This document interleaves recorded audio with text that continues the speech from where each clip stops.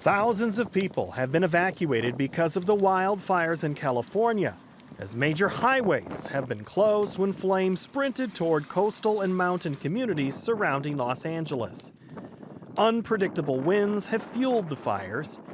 The biggest of the blazes is being battled by the Ventura County Fire Department and is more than 35,000 acres in size. To date, this fire season in the United States is behind the 10-year average for number of fires, but well ahead of pace on acres burned. And in California, this has been the deadliest and most destructive season on record, as 35 people have died and more than 8,500 structures have been destroyed in the Golden State. The statistics from CAL FIRE confirm concerns over last year's wet weather leading to more vegetation that would eventually die off and burn.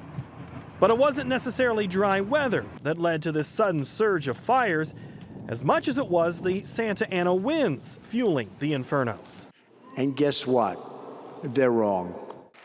Hundreds of miles east, an environmental battle of a different ilk is happening in Utah over President Trump's decision to reduce the size of 2 national monuments. Already 5 different lawsuits have been filed to stop the cuts to Bears Ears and Grand Staircase Escalante. Past presidents have trimmed monuments before 18 different times. But there's never been a court ruling about whether the 1906 Antiquities Act, which allows presidents to create a monument, also lets them reduce one.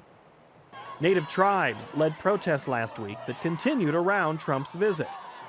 Barack Obama expanded the size of the 2 monuments in his final days in office. As environmentalists make claims on property like Bears Ears, others are being called upon to lead the United States' efforts on climate change. Former President Obama appeared this week at the North American Climate Summit in Chicago. Obama put the onus on municipal leaders to fulfill promises the country has made. Now, obviously, we're in an unusual time where the United States is now the only nation on earth that does not belong to the Paris Agreement, and that's a difficult position to defend. But the good news is that the Paris Agreement was never going to solve the climate crisis on its own.